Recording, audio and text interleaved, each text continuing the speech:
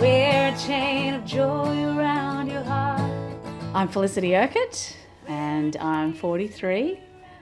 Mental illness has affected my family in a very big way. We lost my husband, Glenn Hanna, just over 3 months ago. He was one talented human being. Dig yourself a hole and jump on in. We met touring in a show called The Young Stars of Country. It took him 9 years though to pop the question. It's so incredible to think you could live with somebody and not see the signs, not be aware that he was struggling so badly with mental illness. Glenn went for a bike ride. It got later and later and I put the kids in the car and we went looking for Daddy. Someone tells you that they've found your husband at the bottom of a cliff. They think it's him. My worst fears had kind of come true. The fact that the news would be your husband's dead. And no parent should ever have to tell their children, explain to the kids that it's called suicide. Yes, I understand Glenn was in immense pain and he wanted that pain to stop. He was loved so much. And if he thought the pain that he would have inflicted on me or the children, I'm sure he would have taken a breath and thought, what am I about to do? You have to suit up again. I can't go down the same road as Glenn. These kids need me and I need them. I wish he said, I'm not feeling good. And I really would love to have that conversation with him and I want to hear his side of the story.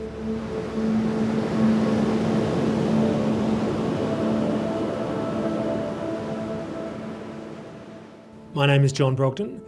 I'm a 50-year-old man and I live with depression and suicidal ideation. I thought I was on track to becoming Premier of New South Wales. It's a very hard job being opposition leader and I worked manically at the job 7 days a week, 7 nights a week. Hello to this man. I probably had depression through most of my time in politics, but untreated and certainly undiagnosed.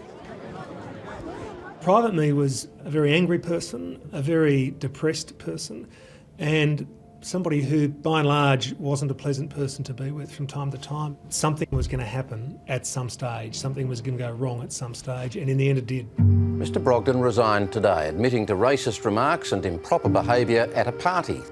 I said and did a few things that I shouldn't have. They were at a social event, it was off the record, but that doesn't matter, that doesn't excuse my behaviour. I didn't act appropriately and it wasn't appropriate behaviour for someone in my position, let alone any man for that matter. I acted dishonourably and now is the time to act honourably. I am resigning the leadership of the Liberal Party today. I thought I'd paid the price by resigning as leader, but the message was, no, we're still coming for you. There was blood in the water. People knew that they could go further now that I'd resigned and that I wasn't trying to bullshit my way out of it. John Brogden's political career was in ruins 2 days ago. Tonight he's undergoing treatment in a Sydney psychiatric hospital after an apparent suicide attempt. I was taken to hospital and I was taken to a suicide watch clinic and under constant observation for a week. And I didn't know what was happening around me. I'd always wanted to be a Member of Parliament. I'd always wanted to be the Premier of New South Wales. I thought those dreams were completely trashed. I thought, what am I going to do with my life? What happens now? Parliament House was sort of the scene of the crime, if I can use that phrase, and it took me a long time to be able to walk back into that place. I see a psychiatrist fortnightly. Secondly, I do take medication. One's a mood stabiliser and one's an antidepressant.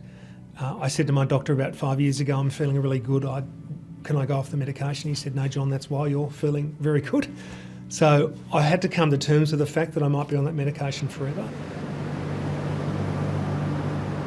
So there's nothing rational about taking your own life. You're pushed to that by circumstances, whether it is mental illness or just a certain set of circumstances that end in a crisis or catastrophe.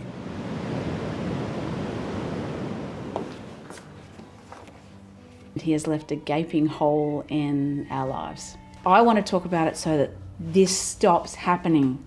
I want to talk to help the next family, the next mother, the next mum, the next brother, sister, mate, colleague doesn't have to feel what we've felt.